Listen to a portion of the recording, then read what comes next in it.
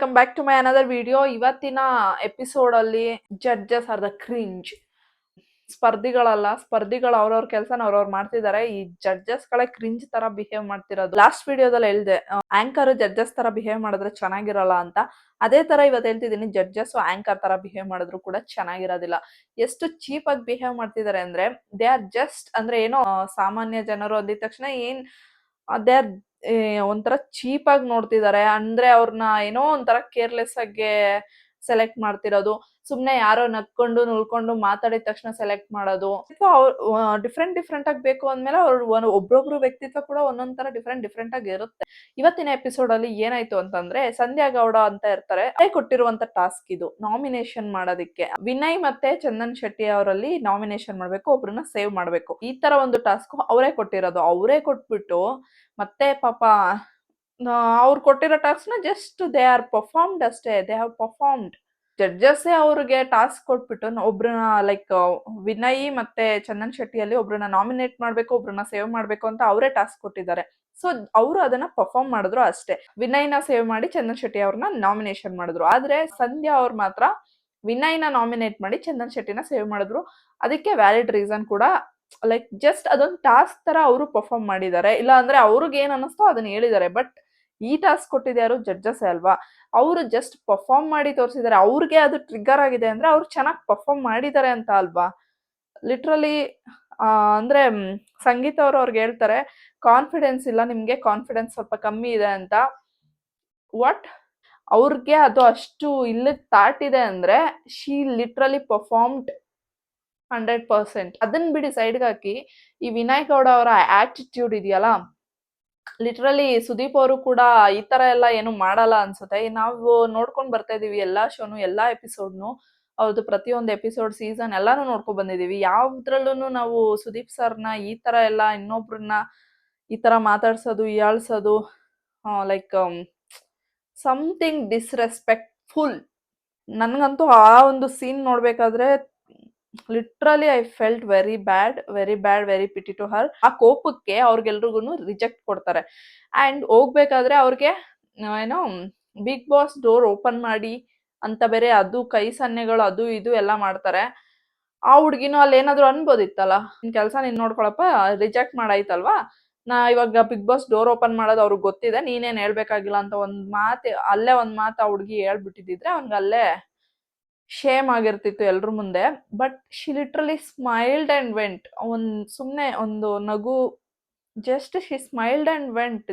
ಅವ್ಳು ಬೇಕಾದ್ರೆ ಆರ್ಗ್ಯೂ ಮಾಡ್ಬೋದಿತ್ತು. ಈ ತರ ಎಲ್ಲ ಹೇಳೋ ಅವಶ್ಯಕತೆನೇ ಇಲ್ಲ ಅವ್ರ ಹತ್ರ. ನಾವ್ ಹೇಳಿಸ್ಕೊಳ್ಳೋ ಅವಶ್ಯಕತೆ ಇಲ್ಲ. ಅಲ್ಲಿವರೆಗೂ ಆ ಹುಡ್ಗಿ ಬಂದಿದೆ ಅಂದ್ರೆ she literally she is a model, she is miss India ಎಲ್ಲಾನು ಆಗಿ ಅಲ್ಲಿವರೆಗೂ ಬಂದಿದ್ದಾರೆ. And she spoken very frankly. ಅಂದ್ರೆ ಏನ್ ಅನ್ನಿಸ್ತೋ ಅದನ್ನ ಹೇಳಿದ್ದಾರೆ, ಏನ್ ಅನ್ನಿಸ್ತೋ ಅದನ್ನ ನಾಮಿನೇಟ್ ಮಾಡಿದ್ದಾರೆ. ಅದನ್ನ ಇಲ್ಲಿಗೆ ತಗೊಂಡು ನೀನ್ ಆ ಹುಡ್ಗಿನ ರಿಜೆಕ್ಟ್ ಮಾಡಿದ್ಯಾ ಅಂದ್ರೆ, ಜಸ್ಟ್ ಅಷ್ಟಕ್ಕೆ ಆ ಹುಡ್ಗಿನ ರಿಜೆಕ್ಟ್ ಮಾಡಿದ್ದೀರಾ ಅಂದ್ರೆ ಶಿ ಲಿಟ್ರಲಿ ಓನ್ ಆಕ್ಚುಲಿ. ಏನ್ ಅನ್ಕೊಂಡಿದಾರೋ ಏನೋ ಗೊತ್ತಿಲ್ಲ. ಏನೋ ಕಾಮನರ್ಸ್ ಅಂತಂದ್ರೆ ಏನೋ ತುಂಬಾ ಚೀಪ್ ಆಗಿ ನೋಡ್ತಾ ಇದ್ದಾರೆ.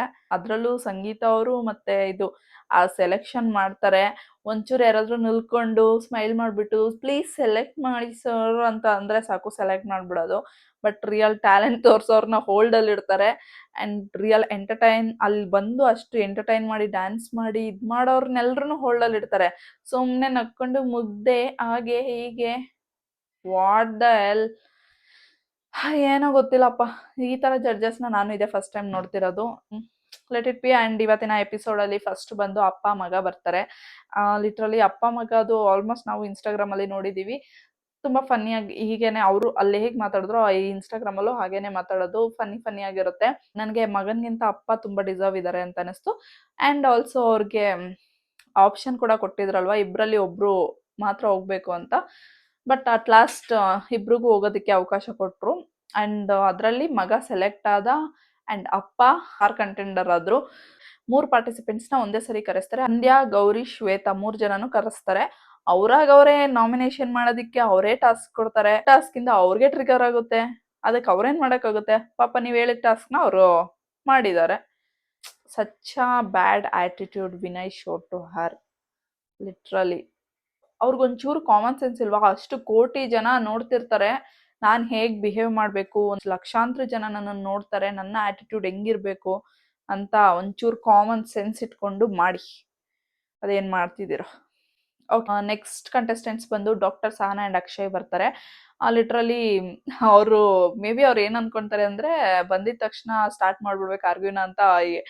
ಏನು ಹೇಳಕ್ ಮುಂಚೆನೆ ಅವರು ಲೈಕ್ ಜಸ್ಟ್ ಸಹನಾ ಅವರು ಅವ್ರ ಪ್ರೊಫೆಷನ್ ಬಗ್ಗೆ, ಅವರ ಲೈಕ್ ಅಚೀವ್ಮೆಂಟ್ಸ್ ಬಗ್ಗೆ ಹೇಳ್ತಾ ಇರ್ತಾರೆ. He just started arguing. ಅಂದ್ರೆ ಅವ್ರು ಅನ್ಕೊಂಡಿರ್ತಾರೆ ಮೇ ಬಿ ಏನೋ ಆರ್ಗ್ಯೂ ಸ್ಟಾರ್ಟ್ ಮಾಡಬೇಕು, ಅವ್ರಿಗೆ ಹೇಳಕ್ ಬಿಡ್ಬಾರ್ದು, ಆ ಥರ ಏನಾದ್ರು ಅನ್ಕೊಂಡ್ರೆ ಅನ್ಸುತ್ತೆ. ನೆಕ್ಸ್ಟ್ ಕಂಟೆಸ್ಟೆಂಟ್ ಬಂದು ಮನೋಜ್ ಅಂತ ಬಂದಿದ್ರು. ಒಂದು ಸ್ವಲ್ಪ ಡಿಫ್ರೆಂಟ್ ಆಗಿ ಕಾಸ್ಟ್ಯೂಮ್ಸ್ ಎಲ್ಲ ಹಾಕೊಂಡು ಬಂದಿದ್ರು. ಏನೋ ಒಂಥರ ಡಿಫ್ರೆಂಟ್ ಆಗಿ ಇತ್ತು.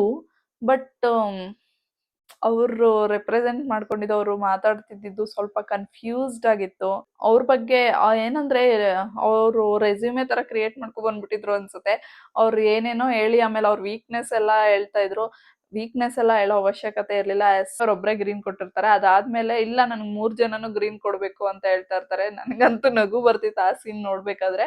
ಇಲ್ಲ ನಂಗೆ ಬೇಕು ಬೇಕು ಅಂತಿದ್ರು. ಆಮೇಲೆ ಪಾಪ ಗಾರ್ಡ್ಸ್ನೆಲ್ಲ ಕರೆಸಿ ಹೊರಗೆ ಕಳ್ಸಿದ್ರು ಅನ್ಸುತ್ತೆ. ಬಿಕಾಸ್ ಅವ್ರು ಹೋಗ್ತಾನೆ ಇರ್ಲಿಲ್ಲ ಅಲ್ಲಿ. ಏನೋ ಕಷ್ಟಪಟ್ಟು ಬಂದಿರ್ತಾರೆ ತುಂಬಾ, ಇನ್ನೇನ್ ಮಾಡೋದು.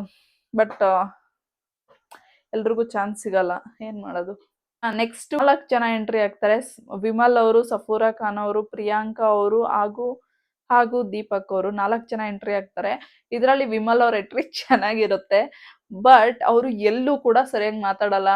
ಅಲ್ಲೆಲ್ಲ ಫುಲ್ ಡಿಸ್ಕಷನ್ ಮಾಡ್ತಿದ್ದಾರೆ. ಇವ್ರು ಸುಮ್ಮನೆ ಹಿಂಗ್ ನಿಂತ್ಕೊಂಡು ಕೇಳ್ತಿದ್ದಾರೆ. ಇವ್ರುನು ಅವ್ರೇನಕ್ಕೆ ಫಿಟ್ ಇದ್ದಾರೆ, ಅವ್ರೇನಕ್ಕೆ ಹೋಗ್ಬೇಕು ಅಂತ ಮಾತಾಡ್ಬೇಕಿತ್ತು. ಬಟ್ ಸುಮ್ಮನೆ ಅವ್ರು 3 ಜನ ಕಿತ್ತಾಡ್ತಿದ್ದಾರೆ, ಇವ್ರು ಸುಮ್ಮನೆ ಇದ್ರು. ನೆಕ್ಸ್ಟ್ ಸಫೂರಾ ಖಾನ್ ಅವರು ಆಟೋ ಡ್ರೈವರು. ಲಿಟ್ರಲಿ ಅವ್ರಿಗೂ ಒಂದು ಚಾನ್ಸ್ ಕೊಡ್ಬೋದಿತ್ತು, ಹೋಲ್ಡ್ ಅಲ್ಲಿ ಇಕ್ಬೋದಿತ್ತು. ಒಂದ್ ಸ್ವಲ್ಪ ಅಂದ್ರೆ ಇನ್ನೊಂದ್ ಚೂರ್ ಗಟ್ಟಿಯಾಗಿ ಮಾತಾಡ್ಬೇಕಿತ್ತು. But she was very soft ಆಗಿ ಮಾತಾಡ್ತಿದ್ರು.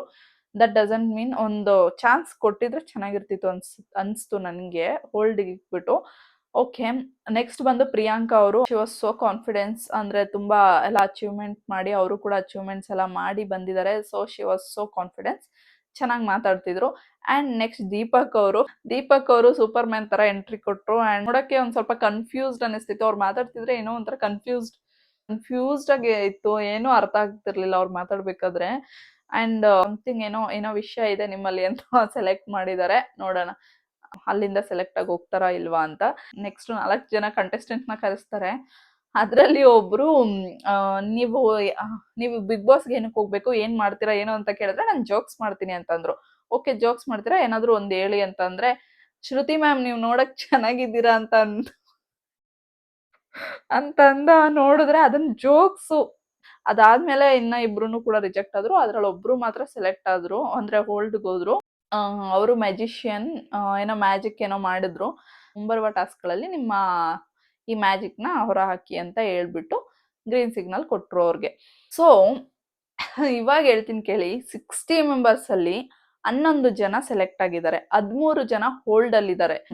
11 + 13 24 ಜನನ ಇಟ್ಕೊಂಡಿದ್ದಾರೆ. ಅದ್ರಲ್ಲಿ ಈಗ ಆಲ್ರೆಡಿ ಒಂದು ಟಾಸ್ಕ್ ಆಡಿ ಒಬ್ರು ಮೈನಸ್ ಆದ್ರು.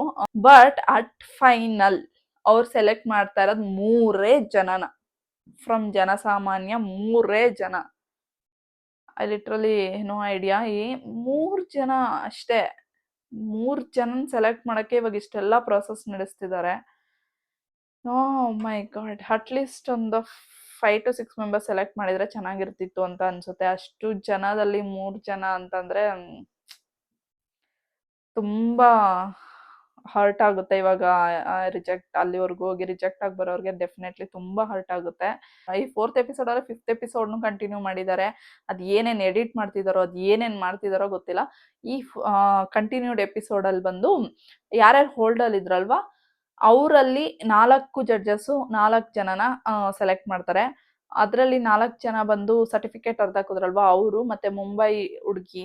ಅಂಡ್ ಫಸ್ಟ್ ಕಂಟೆಸ್ಟೆಂಟ್ ಬಂದ್ರಲ್ಲ ದೀಕ್ಷಾ ಅವರು, ಇನ್ನೊಬ್ರು ಸಹನಾ ಡಾಕ್ಟರ್, ಅವರು ಕೂಡ ಸೆಲೆಕ್ಟ್ ಆದ್ರು. ಹೋಲ್ಡ್ ಇಂದ ಇವಾಗ 4 ಜನ ಸೆಲೆಕ್ಟ್ ಆಗಿದ್ದಾರೆ. ಸೊ ನೆಕ್ಸ್ಟ್ ಅದಾಗಿದ ತಕ್ಷಣನೇ ಒಂದು ಟಾಸ್ಕ್ ಕೊಡ್ತಾರೆ ಇಬ್ರು ಮಧ್ಯ, ವ್ಯಾಕ್ಸ್ ಮಾಡೋದು. ವ್ಯಾಕ್ಸ್ ಮಾಡ್ಬೇಕಾದ್ರೆ ಹಾಡ್ ಹೇಳ್ತಾನೆ ಇರ್ಬೇಕು. ಅವ್ರು ಯಾವುದೇ ತರ ರಿಯಾಕ್ಷನ್ಸ್ ನ ಕೊಡೋಂಗಿಲ್ಲ ಮಧ್ಯದಲ್ಲಿ.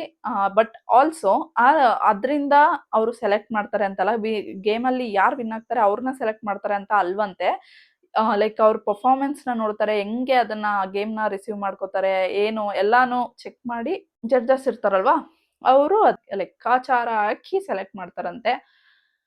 ಓಕೆ, ಇದ್ರಲ್ಲಿ ಅಭಿಷೇಕ್ ಅವ್ರು ಸೆಲೆಕ್ಟ್ ಆಗ್ತಾರೆ. ಅವರು ಒಂದ್ ಸ್ವಲ್ಪ ಎಂಟರ್ಟೈನಿಂಗ್, ಅದು ಸಾಂಗ್ ಎಲ್ಲ ಚೆನ್ನಾಗಿ ಆಡಿದ್ರು, ಫನ್ ಆಗಿತ್ತು ಅದ್ ನೋಡ್ಬೇಕಾದ್ರೆ. ಒಬ್ರು ರಿಜೆಕ್ಟ್ ಆದ್ರು. ಸೊ ಇಲ್ಲಿಗೆ ಆಲ್ರೆಡಿ ಒಬ್ರು ಮೈನಸ್ ಆಗಿದ್ದಾರೆ 24 ಜನದಲ್ಲಿ. ಸೊ ಇನ್ನ ಉಳಿದಿರೋದು 23 ಜನ. ನಾಳೆ ಎಪಿಸೋಡ್ ಅಲ್ಲಿ ನೋಡೋಣ. ಫೈನಲ್ ಆಗಿ ಸೆಲೆಕ್ಟ್ ಆಗೋದು 3 ಜನ. ಲಿಟ್ರಲಿ ಇದನ್ನ ಫಸ್ಟೇ ಹೇಳಿದಾರ ಏನೋ ಗೊತ್ತಿಲ್ಲ ಅವ್ರಿಗೆ, ಬಟ್ ಹೇಳಿಲ್ಲ, ಇವಾಗ ಹೇಳಿದ್ದಾರೆ ಅಂದ್ರೆ ಡೆಫಿನೆಟ್ಲಿ ಅವ್ರಿಗೆಲ್ಲ ಶಾಕೆ ಇದು. ಅಷ್ಟು ಜನದಲ್ಲಿ 3 ಜನ ಸೆಲೆಕ್ಟ್ ಮಾಡ್ತಾರೆ ಅಂತಂದ್ರೆ definitely it hurts. Okay guys, ಈ ವಿಡಿಯೋ ನಿಮ್ಗೆ ಇಷ್ಟ ಆಗಿದ್ದಲ್ಲಿ ಲೈಕ್, ಶೇರ್, ಸಬ್ಸ್ಕ್ರೈಬ್ ಮಾಡಿ. Thank you for watching. See you, tata, bye by.